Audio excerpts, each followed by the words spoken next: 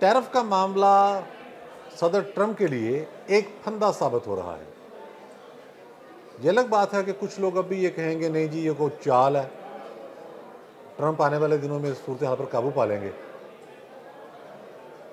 मामले का जब जायज़ा लेना हो तो ये देखना होता है कि गलती कहाँ हुई और हालात क्या हैं। ग्राउंड रियलिटीज़ को जब जब नज़रअंदाज किया जाएगा उसका जो नताइज होंगे यकीनी तौर पर वो मतलूबा नहीं होंगे बल्कि काउंटर प्रोडक्टिव होंगे। अमेरिका एक दफ़ा फिर पूरी दुनिया की मईशत को कंट्रोल करना चाह रहा है और ये चाहता है कि मैन्युफैक्चरिंग सेक्टर भी सारे का सारा अमेरिका के अंदर आ जाए। Is it possible? भाई पॉसिबल नहीं है। अब बहुत सारे ममालिक बहुत सारी चीज़ें तैयार कर रहे हैं। इंडस्ट्रियल ग्रोथ बहुत तेज़ी के साथ हो रही है। चीन इक्तिसादी सुपर पावर बन के उभर रहा है। सिर्फ एक मिसाल मैं यहाँ दे चलूँ कि आने वाला दौर इलेक्ट्रिक गाड़ियों का है। 60% इलेक्ट्रिक गाड़ियाँ जो हैं पूरी दुनिया में जो प्रोडक्शन है वो चाइना में बन रही हैं।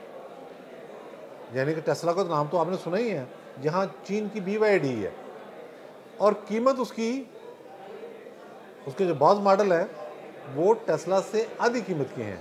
कीमत टेस्ला से बहुत कम है, फीचर बराबर या ज़्यादा है, कोई उसमें इबाहम नहीं है। बहुत सारी प्रोडक्शन है इस तरह से। अब अमेरिका के अंदर जो चीज़ें कंज्यूम होती हैं उसका लगभग 14% चाइना से जाता है। यानी कि अमेरिकियों की एक बहुत बड़ी तादाद चीनी अशिया से इस्तेफादा करती है, उनके इस्तेमाल में है वो। ट्रंप ने जब ये टैरिफ वार शुरू की तो ये सोचा शायद दुनिया डर जाएगी, दुनिया घबराएगी, लेकिन हमने देखा छोटे छोटे मुल्क मुकाबले पर आ गए।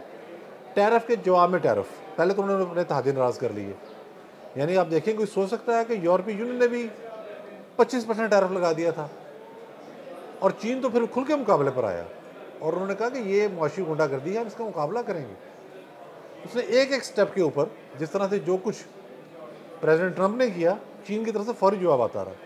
वो टैरिफ ज़ाहिर 100% भी ज़्यादा टैरिफ कर दिया ट्रंप साहब ने, तो चीन उसका जवाब देने के लिए तैयार है। वो कहते हैं हम तो किसी भी एक्सटेंट तक जाएंगे। अब अमेरिका को ये कहना पड़ गया है कि चीन को हमसे मुज़ाकरात करना चाहिए।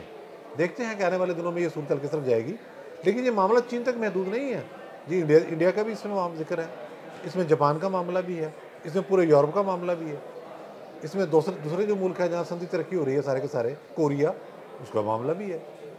कहाँ तक जाएंगे आप? इसका जो असर है अल्टीमेट वो पड़ेगा जाके आम अमरीकी शहरी पर, महंगाई उसके लिए होगी।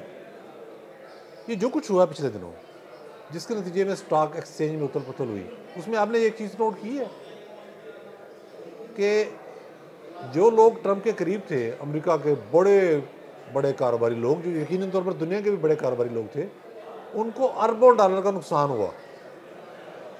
एलॉन मस्क की ट्रंप के बिना से वापसी, इसको आप किसी तौर पर ही कोई आम वाकया या कोई मामूल की सरगर्मी के तौर पर नहीं लेंगे कि एक बंदा आया था वजीर और चला गया।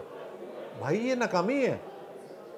एलॉन मस्क दूसरे मानों में ट्रंप का दिमाग नहीं था तो राइट हैंड जरूर था, लेकिन वो नहीं चल सका।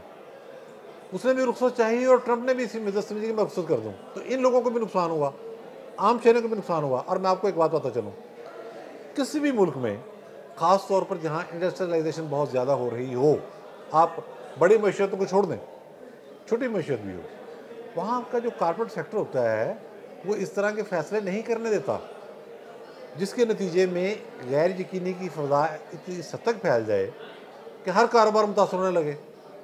ट्रंप के इक़दाम के नतीजे में पूरी दुनिया की स्टॉक एक्सचेंज में उथल पुथल थी, लेकिन उसके साथ साथ ये भी हो रहा था कि अमेरिका के अंदर जो एक गैर यकीनी की फ़ज़ा थी वो गैर मामूली तौर पर बढ़ गई।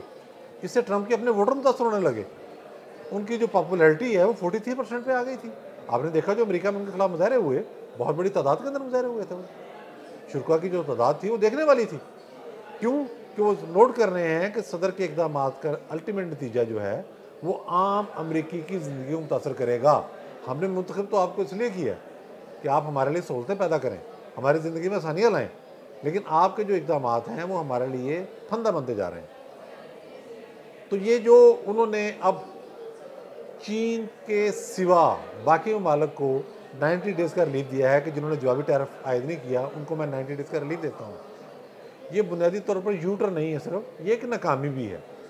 उन्हें अंदाज़ा हो रहा है कि जो पॉलिसी उन्होंने इख्तियार की थी, जो अग्रेशन उन्होंने अपने तौर पर ज़ाहिर की, उसका जो नतीजा निकल रहा है वो मनफी नतीजा निकल रहा है और उसका नुकसान सबसे ज़्यादा अमेरिका को हो रहा है। यूरोपीय यूनियन के जो फैसले हैं वो अपनी जगह, सिर्फ जर्मनी को आप देख लें।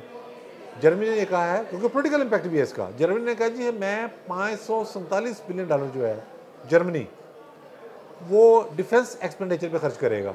अब आप सोचें कि 547 बिलियन डॉलर, अरब डॉलर जब वो लगाएगा डिफेंस पे, तो वो इंडस्ट्रियलाइजेशन उनकी बहुत ज़्यादा है, डिफेंस इक्विपमेंट्स भी बहुत ज़्यादा उनके पास, एटमी तैयारी नहीं है ना।